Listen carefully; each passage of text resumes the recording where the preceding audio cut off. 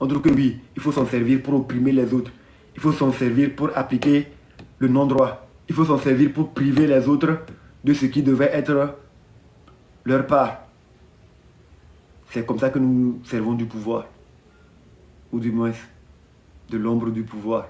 Parce qu'il faut savoir qui est notre maître. Il y a des gens qui servent le diable. D'autres consciencieusement, d'autres pas consciencieusement, sans le savoir. Mais il y en a qui servent vraiment le diable. Il y en a qui servent Dieu. Pour savoir qui sert le diable ou qui sert Dieu, il faut voir comment la personne dirige son peuple. Sachez qu'à la base, Dieu, c'est la démocratie. Il a créé l'homme. Malgré toute sa puissance, il a permis à l'homme d'avoir la possibilité de choisir.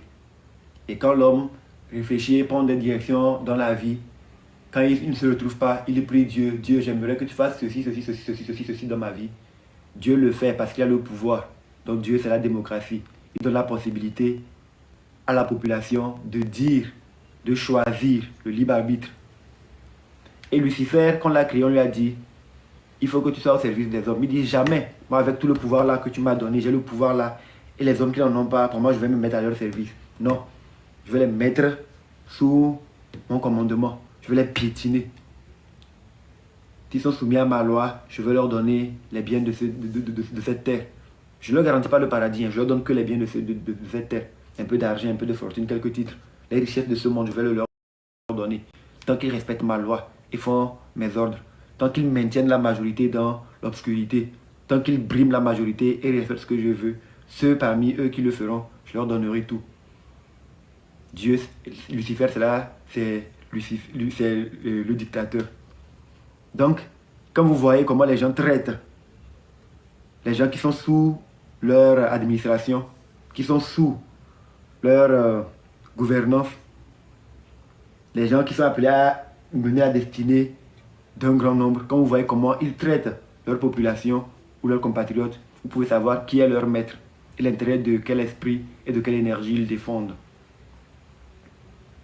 Deux forces s'affrontent dans la vie, l'énergie positive, l'énergie négative, le bien, le mal, Dieu et Satan. C'est une guerre constante.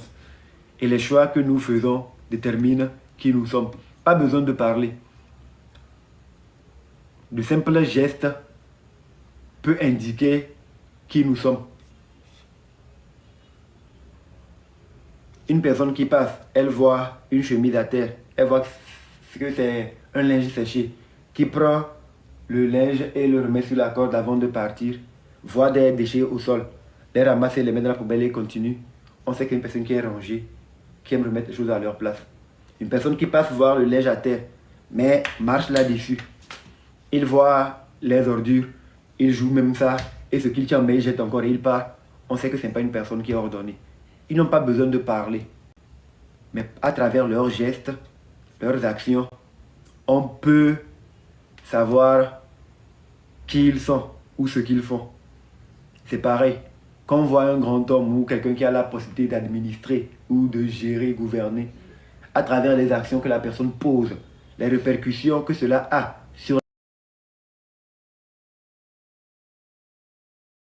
la majorité, les personnes que la personne dirige, les retours, les échos qui s'élèvent venant de la majorité, doivent pouvoir indiquer, renseigner les gens sur la nature et le comportement des personnes là.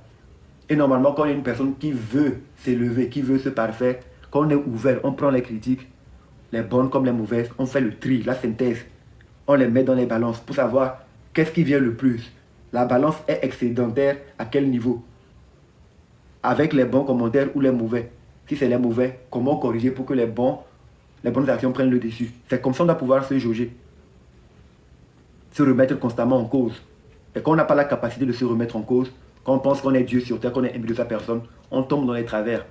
Et en ce moment, c'est le malin qui se sert de nous. Il nous souffle quotidiennement à l'oreille des mauvais conseils, parce qu'il nous fait croire que nous sommes les personnes les plus puissantes de la terre. Tout ce que nous voulons comme décision, ça va passer. Qui peut nous résister? Personne. Aucun chien, aucune mouche, aucun humain ne peut nous résister. Aucune puissance. Nous avons de l'argent, suffisamment de l'argent. Nous avons de l'influence. Nous avons beaucoup de chamans, nous avons des marabouts, nous avons des pasteurs, des guérisseurs, des prêtres. Nous avons énormément de personnes à notre disposition. Avec l'argent, on peut tout avoir. Faisons ce que nous voulons. Ne nous occupons pas de l'intérêt de la majorité. Amassons de l'argent. Amassons. Et on en amasse. Au final, on se souviendra qu'avant nous, il y a des gens qui ont amassé plus que nous. Ils sont morts sans partir avec un franc. Et que nous aussi, nous sommes tombés dans le même piège. Il nous en restera assez. On partira avec des regrets. On entend le dernier souffle, on aura toujours le regret. Merde, je me suis fait avoir. Toutes ces sommes qui faisaient de moi un grand homme, toutes ces sommes qui me représentaient, derrière le rideau, ça ne me sert à rien. La preuve, les gens, après que je sois parti, après que mon cadavre commence à pourrir, les gens vont mettre la main sur ces fortunes-là. Les gens vont commencer à les dilapider. Peut-être mes enfants vont même commencer à se battre pour cet argent. Ma famille va se diviser à cause de ça. Et moi, je partirai sans rien. Je ne pars pas avec ça. Cela veut dire que je ne suis pas descendu sur terre. Je ne me suis pas incarné sur terre pour amasser les biens. Sinon, je serais parti avec pour montrer à mon Créateur, voici ce que je suis venu faire sur terre. Non. Quand nous venons sur terre, ce que nous prenons, nous n'emporterons pas ça. On laisse ça au repas. Mais quelles graines nous avons semées? Qu'est-ce que nous avons fait de notre souffle de vie? Qu'est-ce que nous avons fait de notre souffle de vie? À quoi avons-nous dédié notre existence? Est-ce que nous avons dédié notre souffle et notre énergie vitale à servir l'humanité, à élever les vibrations pour le bien, à faire en sorte que l'univers s'incline en la faveur de la majorité et de la grande divinité, où nous avons servi le petit maître, nous, notre moi intérieur, où nous avons été égoïstes, où nous avons été nombrilistes, où nous avons agi de sorte que tout ne tourne qu'autour de nous et uniquement autour de nous, pour qu'après nous, ce soit le déluge. La terre existait avant qu'on invente ou Dieu n'ait créé les hommes. Et les hommes passent, la terre reste. Le soleil existe depuis des centaines de milliards d'années. Et depuis 7 ans, il y a eu 2 centaines de milliards d'hommes qui se sont incarnés sur terre et qui sont passés. Mais la terre est restée, le soleil est resté. Quand nous vivons sur terre, nous levons la tête au ciel. Nous regardons tous le même soleil. Le soleil qui brille sur le continent américain est le même qui brille sur le continent africain, sur le continent européen, sur le continent asiatique. C'est le même soleil qui brille. Nous sommes tous concernés par la même réalité quelque part. Le soleil a été témoin de beaucoup de choses. Le soleil est beaucoup plus vieux que les hommes. Et le soleil nous renseigne que quand on est grand, on se met à la disposition de toute l'humanité. Le soleil rayonne, apporte sa lumière à tout le monde. Sans savoir si tu es bon ou mauvais, le soleil rayonne pour tout le monde. Mais la nature te juge en faisant de tes actions. Le soleil est bon pour tout le monde. Quand on est grand, la force doit pouvoir profiter à la majorité. Le soleil est là pour tout le monde. Les hommes passent, la terre reste. Mais les hommes viennent se battre pour la terre. Les hommes n'ont pas inventé la terre. Ils sont venus trouver la terre. Mais ils se battent pour la terre, pour les bouts de terre. Non, ce territoire est à moi. Non, ça c'est à moi. Ils se battent, ils s'entre-déchirent. Ils meurent, ils n'emportent pas la terre. Ils ne sont pas venus avec, ils repartent sans. Et ça ne fait réfléchir personne. Les gens restent dans leur illusion. À un moment donné, quand on atteint un niveau de richesse, ça rentre un peu dans la malédiction. Parce qu'on est déconnecté avec la réalité et on se croit tout permis en fait. Surtout quand l'argent n'a pas été acquis de façon graduelle et à la sueur de notre front. Quand ça nous tombe dessus par des voies dérobées ou de façon illégitime, on finit par penser que non, voilà, la vie est facile, on est déconnecté de la réalité. C'est pourquoi il faut qu'on prie constamment pour garder un cœur humain. Qu'on puisse être humain et généreux. Qu'on puisse savoir que l'argent est un moyen de subsistance, pas un critère de puissance. Car si Dieu est censé être l'homme le plus puissant de la terre, dans quel compte en banque on peut dire que Dieu a logé son compte? Cela veut dire que l'argent n'est pas un critère de puissance aux yeux de Dieu. L'argent a été inventé par les hommes pour permettre à un petit nombre de contrôler la grande majorité. Et c'est ce qui est fait. le système minoritaire n'est pas une spécialité typiquement togolaise. C'est un peu mondial. Mais chacun n'a qu'à attaquer le problème chez lui à la racine. Le changement peut partir de quelque part. Et si nous arrivons à faire en sorte que les choses changent au Togo, que les choses changent au Togo, les gens dans le monde peuvent aussi nous imiter. Nous sommes petits. On doit avoir de grandes ambitions. Je sais que c'est possible. Il faut de la volonté. Il faut de la réelle volonté. Il faut que les gens évitent d'être nombrilistes, de penser qu'ils sont les plus intelligents et que les choses doivent aller seulement selon eux, leur vision. Non.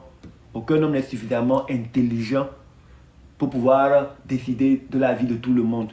C'est pourquoi les gens ont des conseils. Une tête, c'est bien. 2 têtes valent mieux qu'une. Donc imaginez 3 têtes, 4 têtes ou des millions de têtes.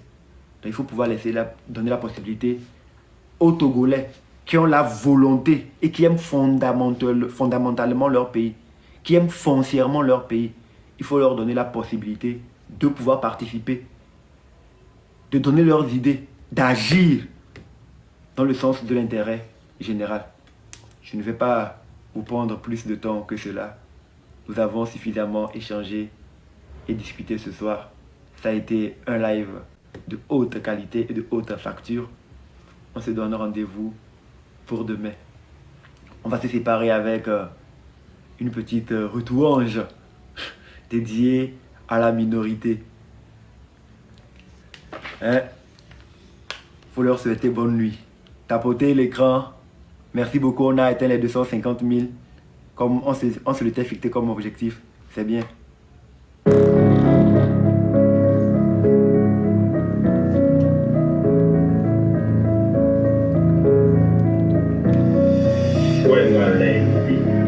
Miado français, terre à terre, né Raoul, Batin, Sego, mais allô. Togo. Minorité, pardon d'oser, penser à la majorité. Petit pays surendetté, ah bon d'accord, mais de quoi t'en profiter? Vous nous parlez souvent d'équité, mais vous brassez de l'or pendant qu'on vit la pauvreté. Code promo pour l'impunité, dans quel pays? Les voleurs ont l'immunité. Minorité, pardon d'oser, penser à la majorité. Petit pays surendetté, ah bon d'accord, mais de quoi t'en profiter? Vous nous parlez souvent d'équité, mais vous brassez de l'or pendant qu'on vit la pauvreté. Code promo pour l'impunité.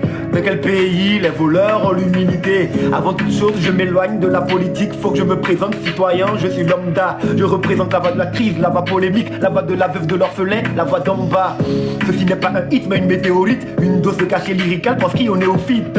Si le verbe est maître, je suis l'acolyte, vecteur de la lumière céleste, je suis de l'élite.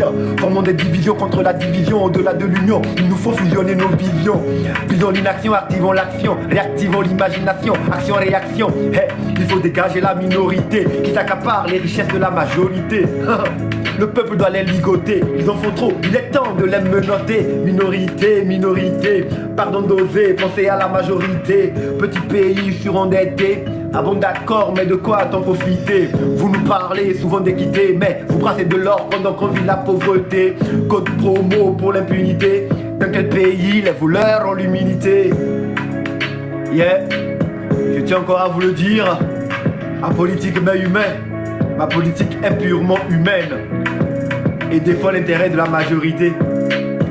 Je ne suis membre d'aucun parti politique. Je ne suis membre d'aucune religion. Je ne suis membre d'aucun cercle spirituel. Je me sens moi, citoyen togolais, connecté à moi, à ma terre patrie, à la divinité suprême, à toute l'humanité, à toute ma communauté. Nous n'avons pas de parti politique ni de religion. L'humanité, c'est la communauté à laquelle nous appartenons. Excellente nuit à vous tous et que l'univers s'incline en votre faveur. Merci. En votre faveur.